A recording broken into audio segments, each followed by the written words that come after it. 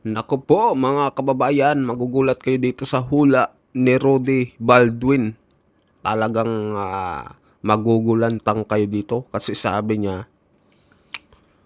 ang susunod daw na Pangulo ay may batas na kamao. Sino ba ang may batas na kamao?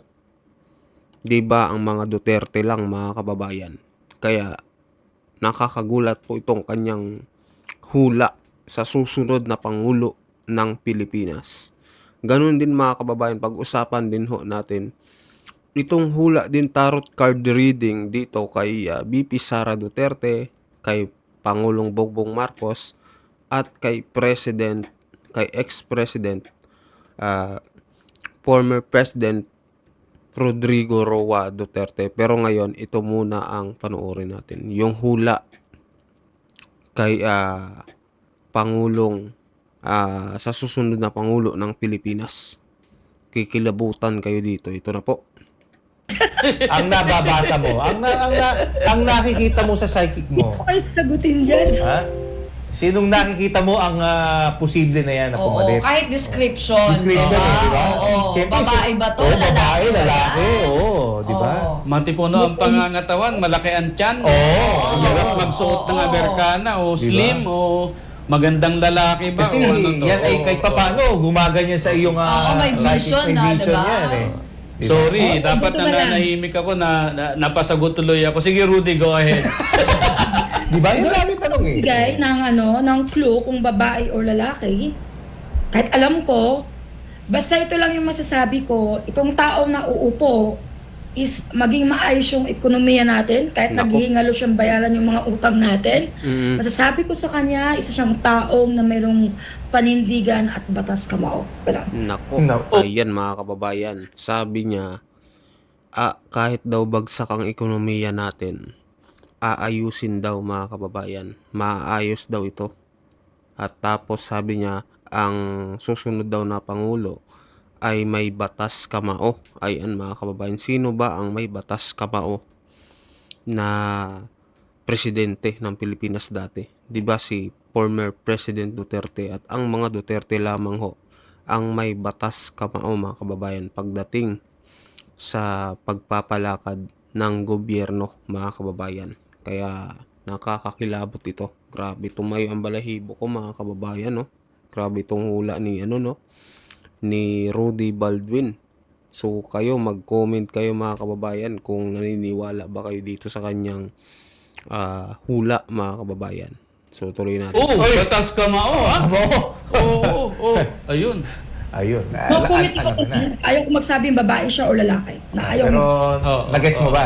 Pero alam na rin naman niya na, Oo. di ba? Ayaw niya magsabi ng babae o Lalaki. lalaki. Pero siya mismo parang kampanting-kampante siya na siguradong-sigurado siya. Oo. O, di ba? Oo. Oo. Kasi yung iba, Ayan mga kababayan, di ba? So anong masasabi nyo dito sa hula ni Rudy Baldwin mga kababayan? So ngayon naman pag-usapan din natin itong hula din, no? Tarot card reading dito sa ngayong darating na 2026 kay President Marcos Jr. at kay Vice President VP Sara Duterte at kay former President Tatay Digong Duterte mga kababayan. Ito na po, panoorin natin mga kababayan. 3 cards ba yan? What's Oo. 2026 Yes, oo. like for PBBM? For PBBM. So, let's see. Exciting to kasi ang dami So, fully three nangyayari cards. The ngayon, first di ba? card po will be the possible outcome. Ikikip ko to. Ililip ko to. Tingnan ko, ano. So, possible outcome. Okay, Uy, so may tumatalon. temperance Ah. may divine intervention. Something can take place na hindi natin ma-anticipate throughout the year 2026. So, with the temperance kasi this is equilibrium, balance. So, there would be balance in the certain situation. Ayan itong hinuhulaan mga kababayan kay President Marcos. But, For those kumbaga who are parang- watching, ewan ko, It can be kung nararamdaman nyo kasi tumitindig yung balahibo Ang ko. divine intervention can be good or bad. Yes, Yeah, po. totoo yun. Kasi It can with go either equilibrium, way. it's going to Yeah, balance Trixie. out the scales of the situation. So, divine intervention, We're talking good or bad. Is it for him or for the country? it will be depending on what would transpire in Kasi the those are- next succeeding months po. Okay, So, what will sige, be the next. obstacles or the challenges along the way when it comes to this divine intervention po? Ay, tumatalon Three of talaga yung Swords, cards. heartbreak. It's either heartbreak For him or us. Kaya na nga, kinakabahan in ako the- doon. Heartbreak yung buong Pilipinas, mga kababayan, kasi nasasaktan, di ba? Dahil sa nangyayari sa Pilipinas. Baka yan yung ibig sabihin ng card. Probably he will be encountering a certain situation that would Siya. cause So, it is heartbreak. him. Kasi it's more in, For him. sa kanya po. Siya, opo. pinipredict mo You're siya. leading You're him leading kasi, him. oo. So, there would be heartbreak, there would be pain, grievances, so sudden, kumaga parang, it's either heartbreak in the sense na, I don't predict that or anything, but it's more on pain. May pain na may Now, Uy, kung yan ano po yan? ay napapasok sa Wait lang, NEP, guys, hindi ah. po yan Lumipat. Sana yun. pulling three Nangyayari cards. The ngayon, first diba? card po will be, Okay, so what will sige, be the next. obstacles or the challenges in the sense na, I don't predict that or anything, but it's more on pain. May pain na may encounter. It's either internally, physically, or So, it can be mentally. anything. Can be held anything. also. Opo. And So, what And will be the finally, inspired action needed to be taken? So, kailangan niya is resiliency and also self-control and discipline. So, the inspired action that is needed from... I can almost hear the comments. Pero sige, game. Go. So, yun po yung pwede niya.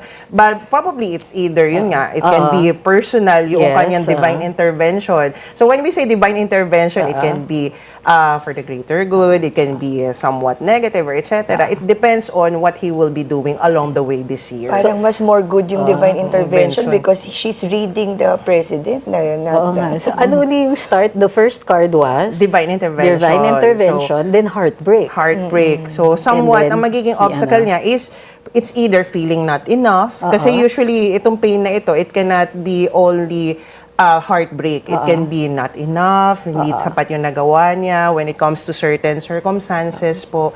Ang kailangan niya is magkaroon ng structure or discipline, self-control po, with the, and also with the strength.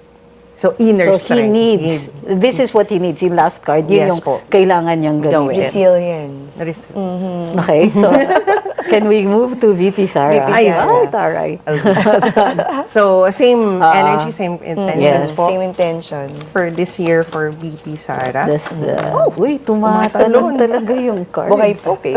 So, with the Knight of Cups, it's more on new opportunities, communication. Kasi with the images that we have here with the envelope, may message. Somewhat may parating sa kanya na message. It's either yung opportunity na ito, I don't know kung what kind of opportunity will When you be. say opportunity, it should be good, no? So, what will be the obstacles and challenges for this certain opportunity? Gusto niya talagang bumagsak.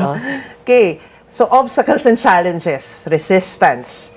Okay. Challenges. Yung magiging obstacle in this certain new opportunity na paparating sa The kanya. resistance on her or from her? It's either both ways. It's I can either go she will be either way, resisting to this certain new opportunity. Pwede kasi yung new opportunity nito is on her end. Pwede niya simulan yung opportunity or pwedeng dumating sa dumating kanya yung opportunity sa kanya, pero nire-resist May niya. resistance po on her end. It's either resisting change, Oo. resisting from other people. So, Yes, yun po yung magiging obstacle niya in this certain opportunity. Okay. So, what will be the inspired action that is needed? Inspired action. Oh, talaga. Inspired action is, with the Five of Pentacles, is not focusing on the lack.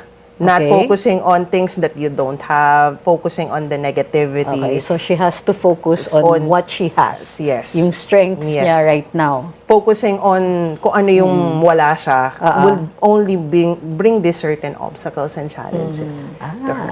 So, focus. Okay. And yung impeachment case, Kung maganda yung hula kay VP Sara, yung tarot reading, mga kababayan sa impeachment, pakinggan natin. is ba against her, tingin mo, magpo-push through? Yun, to continue. Ayan, tumatalon. Sorry po. Another card pala yung kailangan dyan. ano? Divine intervention. Sorry Meron for pa that. rin, Tumatalon talaga siya. So, we have here the hangman. So, hangman, pending.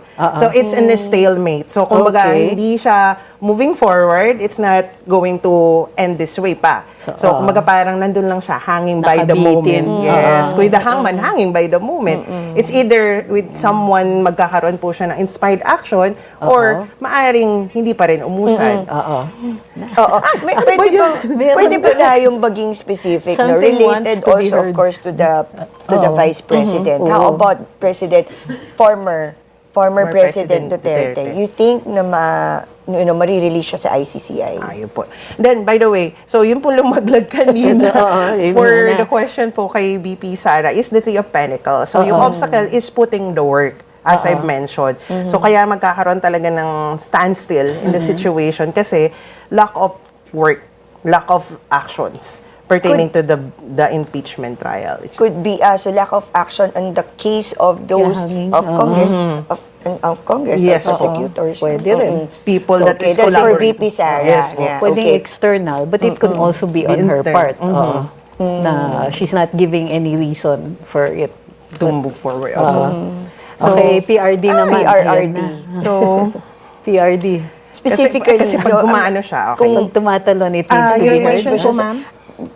very specific, no? For PRRD. Tingin mo marirelease ba siya sa ICCI? With the Three of Wands, we're waiting for this. Kaya lang, it can be other possibilities. Kasi pag ito po ay yes siya, pero you had to be open to different possibilities. Maaring Or mangyari, maaring interpretations. hindi po. ganun Kasi with pa the rin, Three of Wands, there would be growth expansion. Yes siya, pero you had to be open. So, rather than waiting for things to happen, hayaan mo mangyari siya on its own. Let it transpire. Kaya, kumbaga parang no definite siya na certain, even though po na yes siya, pero you had to be open that things can change. The outcome. Tumalon yung Tumatalon siya. So, okay. obstacles and challenges po dito sa question. So, deceptions, lies. Deception. There is still illusions. Kumbaga parang things are not yet clear as of the moment. So, kaya dun din po yung answer na yes siya, pero you had to be open to different possibilities that it can take place, pero maaring hindi rin siya on the certain period. Dahil marami pang underlying with the Seven of Swords, Marami lies, deception, illusions, na hindi pa totally That nag-surface. just describes politics. Senator Bato. Ayan. So, ano pong masasabi nyo dito sa pahayag po ng isang tarot reading at dito rin po sa pahayag ni Rode Baldwin na ang susunod daw na presidente na Pangulo ng Pilipinas ay may batas kamao. So mag-comment kayo, mag-like at mag-subscribe sa ating video at sa mga bagong pasok yan, pa-subscribe din po ng ating channel. Maraming salamat po sa inyo lahat.